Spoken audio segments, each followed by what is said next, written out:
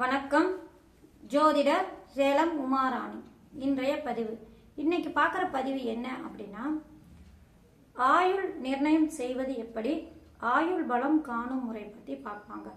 ஒருவருடைய ஜாதகத்தில் பார்த்தா, அதாவது அவங்களுடைய ஜாதகத்தை பார்த்தா ஆயுள் பலம் இருக்கு, ஆயுள் இந்த அளவுக்கு உங்களுக்கு ஆயுள் இருக்குங்க, பயப்படாதுங்க அப்படின்னு நம்மளால நிர்ணயம் பண்ண முடியுமா அப்படின்னா முடியுங்க. நம் முன்னோர்கள் மூல நூல்களில் சிலவற்றை கொடுத்துருக்காங்க. அவங்களுடைய ஜாதகத்தில் இந்த மாதிரி கிரக அமைப்பு இருக்கும் பட்சத்தில் அவங்களுக்கு ஆயுள் பலம் உண்டு அப்படின்னு நம்ம எடுக்கலாம் அப்படின்னு நம் முன்னோர்கள் பல நூல்களிலும் கொடுத்துருக்காங்க. அதையெல்லாம் சேர்த்து இந்த பதிவில் நான் சொல்கிறேங்க. சரிங்களா? அது மட்டும் இல்லைங்க, இந்த லக்னக்காரங்களுக்கு இத்தனை வருடம் வரைக்கும் அவங்களுக்கு ஆயுள் பலம் உண்டு அப்படிங்கிற அமைப்பெல்லாம் கொடுத்துருக்காங்க. அதையும் சேர்த்து நான் இந்த பதிவில் சொல்கிறேங்க. ஏன்னா ஒரு சிலர் பாருங்க, அவங்களுக்கு சிறு வயதாக இருந்தாலும் சரி, கொஞ்சம் வயது மூத்தவங்களா இருந்தாலும் சரிங்க, டக்குன்னு உடம்பு சரியில்லாமல் ரொம்ப சீரியஸாக ஆஸ்பத்திரிக்கெல்லாம் அளவுக்கு போயிட்டு ரொம்ப முடியாத கண்டிஷன்லாம் இருக்காங்கன்னா, சின்ன பசங்களும் சரி பெரியவங்களும் சரிங்க, ஆயுள்னு அப்படின்னு வந்துட்டாலே எந்த வயசாக இருந்தாலும் அவங்களுக்கு ஒரு பயம் வந்துடுது இல்லைங்களா? ரொம்ப முடியலையப்பா, என்ன ஆயுள் அவ்வளோதானா அப்புறங்கிற ஒரு மாதிரி ஒரு பயம் வந்துடுது இல்லைங்களா? இந்த மாதிரி இருந்தாலும் அவங்களுக்கு நான் சொல்லக்கூடிய கிரக அமைப்பெல்லாம் இருக்குது அப்படின்னா அவங்களுக்கு அந்த காலகட்டங்களில் அந்த திசா புக்தி இருக்கக்கூடிய அமைப்பு, அடுத்தது கோச்சார நிலை பொறுத்து உங்களுக்கு உடல் ஆரோக்கிய குறைபாடு இந்த மாதிரி பிரச்சனைகள் வந்திருக்கக்கூடிய வாய்ப்புகள் இருக்குங்க. ஆனால் அவங்களுடைய ஆயிலே இல்லையா, ஆயில் முடிஞ்சிருமா, அதுவும் வயசானவங்க ரொம்ப பயப்பட்டுருக்குறாங்க. சின்ன பசங்களா சமாளிச்சுட்டு வந்துடுவாங்க. ஆனால் வயசானவங்க அப்படின்னு எடுத்துக்கிட்டாலே ரொம்ப பயந்துக்கிறாங்க. முடியல, ஐசியூ வரைக்கும் போயிட்டோம் அப்படிங்கலாம் பயந்துக்கிறாங்க இல்லையா? ஒரு சிலர் ஐசியூ வரைக்கும் போயும் ஆயுசு கெட்டிப்பா திரும்பி வந்துட்டாரு அப்படின்லாம் நம்ம சொல்லுவோம் இல்லைங்களா? அந்த மாதிரிலாம் பிரச்சனைலாம் போயிட்டு சந்திச்சுட்டு வராங்க அப்படின்னா அவங்களுடைய ஜாதகத்தில் கிரக நிலைகள் நான் சொல்லக்கூடிய அமைப்பில் இருக்கும்போது எப்படிப்பட்ட பிரச்சனை அவங்களுக்கு வைத்திய செலவு கொடுத்தாலும் சரிங்க, அவங்களுக்கு இந்த மாதிரி கிரக அமைப்பு இருக்குது அப்படின்னா ஆயிலை பார்த்து நம்ம பயப்பட வேண்டியதே இல்லை. இந்த அளவு வரைக்கும் ஆயில் இருக்குது, நல்லா தானே இருக்குது, ஏதோ நேரம் சரியில்லை, வைத்திய செலவு வந்துருச்சு, உடம்பு கெட்டு போச்சு, கால நேரம் சரியில்லை அப்படிங்கிற ஒரு அமைப்பில் நம்ம வந்துடலாம். சரிங்களா? இப்போ நான் முன்னோர்கள் நம்ம மூல நூல்களில் கொடுத்துருக்கிற அமைப்பு, கிரக அமைப்பு எல்லாத்தையும் இப்போ நான் வரிசையாக சொல்லிட்டு வரேன். சரிங்களா? ஒருவருக்கு ஆயுள் நிர்ணயம் செய்யணும் அப்படின்னா எந்த மாதிரி அமைப்பை நம்ம முதல்ல எடுத்து பார்க்கணும், எந்த மாதிரி கிரகங்கள்லாம் அந்த ஆயுளுக்கு சப்போர்ட் பண்ணுது, அதையெல்லாம் விரிவாக இந்த பதிவில் சொல்லிட்டு வரேன். இப்போ ஆயுள் அப்படின்னு எடுத்துட்டா ஒருவருடைய ஜாதகத்தில் லக்னத்துக்கு 8ஆம் இடம் ஆயுள் ஸ்தானம். அந்த ஆயுள் ஸ்தானம் எப்படி இருக்குன்னு பார்க்கணுங்க. சரிங்களா? ஆயுள் ஸ்தானம் 8ஆம், அதாவது அந்த ஆயுள் ஸ்தானத்துக்கு அதிபதியான அந்த 8ஆம் இடத்து அதிபதி ஆயுள் ஸ்தானம் அந்த பாவமும் எந்த விதத்திலையும் பாதிக்கப்படாம நல்ல அமைப்பில் இருக்கும் பட்சத்தில், இப்போ பாதிப்புன்னு அப்படின்னு எடுத்துக்கிட்டான்னா அந்த 8ஆம் இடத்தில் அந்த 8ஆம் அதிபதியே பாவ கிரகமாக இருந்தாலும் ஆட்சி பெற்றிருந்தால் வலு பெற்றிருக்கு அப்படின்னு அர்த்தம். சரிங்களா? 8ஆம் இடத்துல அந்த 8ஆம் அதிபதியை ஆட்சி உச்சம் பெற்றிருந்தாலும் அவங்களுக்கு ஆயுள் பலம் இருக்கு. இது ஒரு அமைப்பு தான். நான் சொல்ல இருக்கிறது எல்லாத்தையும் சேர்த்து தான் பார்க்கணும். சரிங்களா? எல்லாம் கவனிச்சு தான் பார்க்கணும். இப்போ 8ஆம் இடத்து அதிபதி 8ஆம் இடத்துல ஆட்சியாகவோ அல்லது இன்னொரு ஆதிபத்திய ராசியில போய் உச்சம் பெற்று இருந்தாலும் சரிங்க, 8ஆம் அதிபதி பலம் பெற்று இருக்கும்போது அல்லது அந்த லக்னத்துக்கு மறையாம கேந்திர திரிகோண ஸ்தானத்திலும் அந்த ஸ்தானாதிபதிகளும் பாதிக்கப்படாமல் இருக்கும் பட்சத்தில் அந்த 8ஆம் அதிபதி நின்ற ஸ்தானாதிபதியும் சாரம் கொடுத்த கிரகங்களும் பாதிக்கப்படாம கேந்திர திருகோண அமைப்பில் இருந்தாலும் நல்ல அமைப்பில் இருக்கு அப்படின்னு நம்ம எடுத்துக்கலாம். சரிங்களா? இது நல்ல அமைப்பு. அடுத்தது 8ஆம் இடத்துக்கு பாவ கிரகங்களுடைய சம்பந்தம் பெறாமல் இருக்கும்போது நல்ல பலன்களை கொடுக்கும். மெயினாக பாருங்க, 8ஆம் இடத்தில் சனி பகவான் இருக்கலாம்.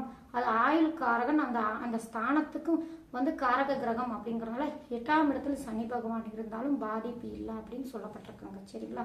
அடுத்தது ஆயுள் காரகனான சனியுடைய நிலை.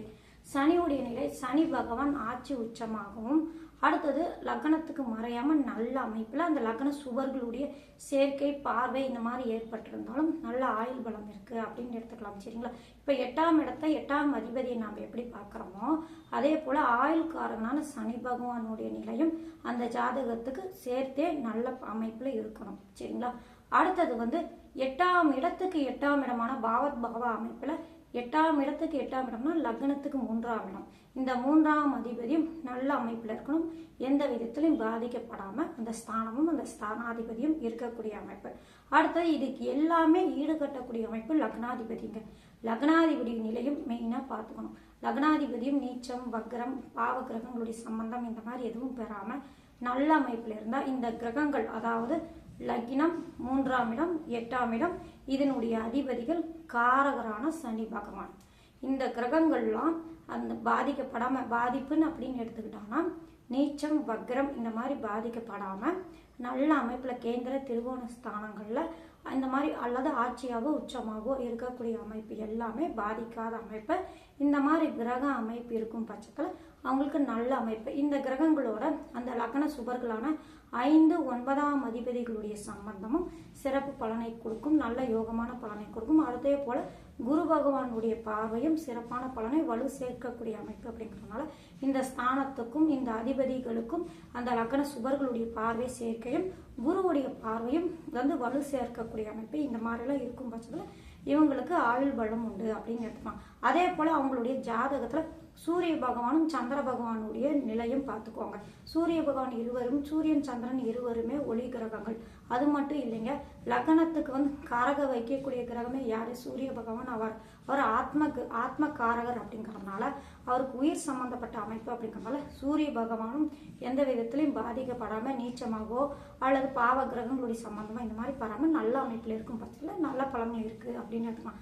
அதே போல சந்திர பகவான் அப்படின்னு எடுத்துக்கிட்டாங்கன்னா சந்திர பகவான் உடல் காரகர். அப்படிங்கிறதுனால சந்திர பகவானுடைய நிலையும் சேர்த்தே நம்ம பார்த்துக்கணும். அவங்களுடைய ஜாதகத்துல ஆயுள நிர்ணயம் பண்ணனா என்னென்ன பார்க்கணும்?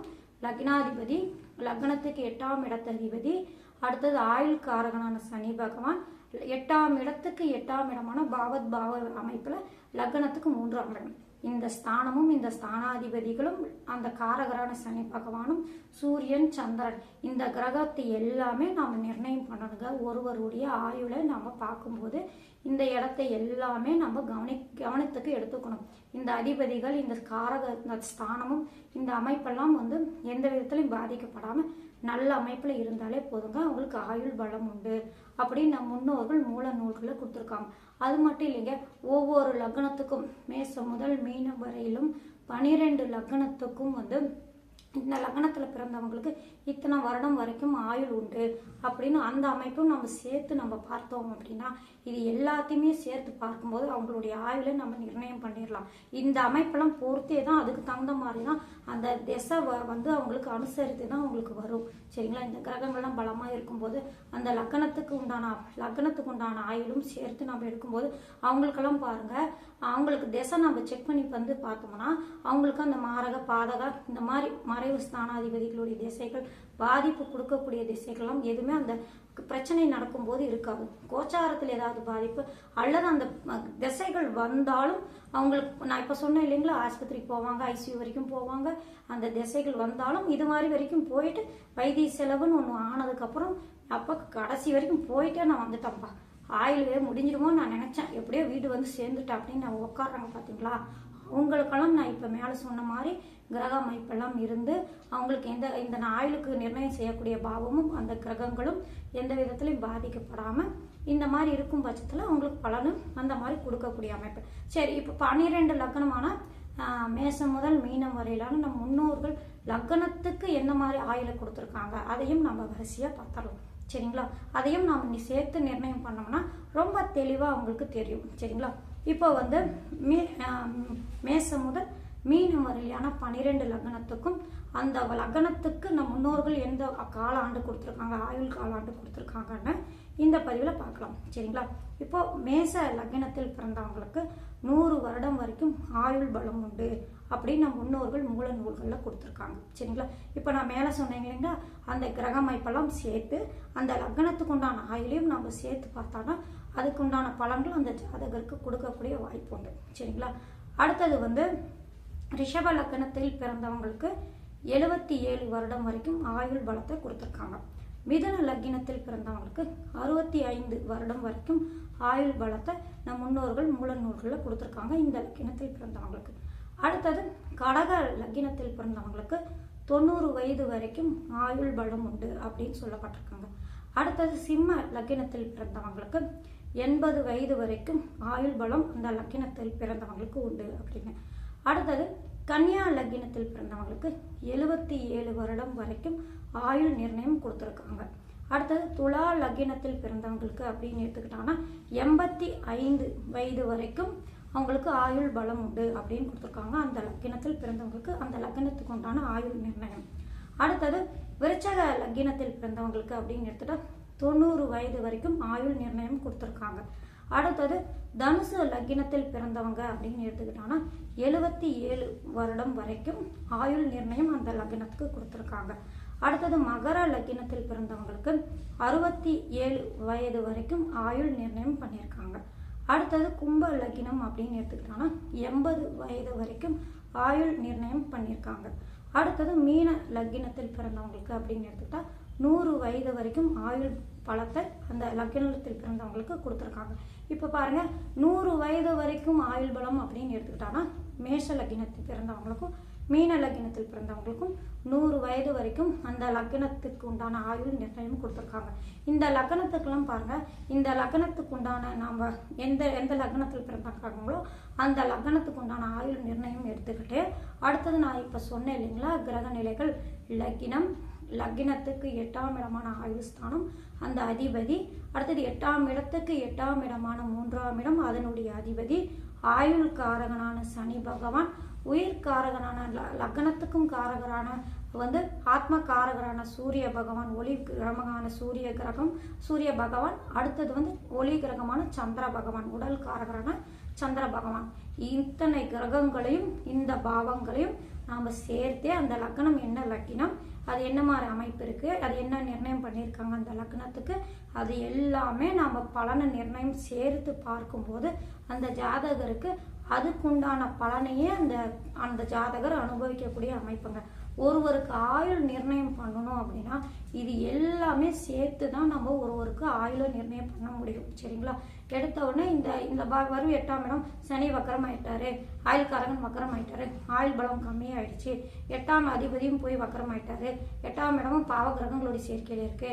இந்த மாதிரி நம்ம பொதுவாக எடுத்தா அவங்க ஆயுள் ஓரளவு இருப்பாங்க. சரிங்களா? ஒரு கிரகத்தை வச்சு நம்ம நிர்ணயம் பண்ணக்கூடாது.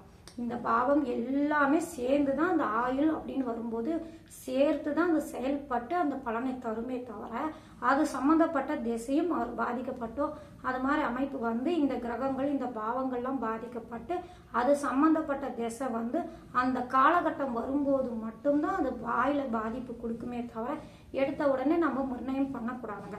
நம் முன்னோர்கள் மூல நூல்களில் அந்த லக்னத்துக்கு உண்டான ஆயுள் நிர்ணயமும் இந்த கிரகங்கள் எல்லாம் நம்ம சேர்த்து நிர்ணயம் பண்ணும்போது அவங்களுக்கு இந்த காலம் அளவு அவங்களுக்கு ஆயுள் பலம் உண்டு அப்படின்னு நம்மளால பார்த்த உடனே ஓரளவு நம்மளால எடுத்துடலாம். சரிங்களா? இந்த கிரகங்கள் நல்ல அமைப்பில் இருக்கும்போது தீர்க்க ஆயுள் உண்டு, நல்ல பலன் அவங்களுக்கு நடக்கக்கூடிய வாய்ப்பு உண்டு அப்படின்னு நம்ம எடுத்துக்கலாம். சரிங்களா? நன்றி, வணக்கம்.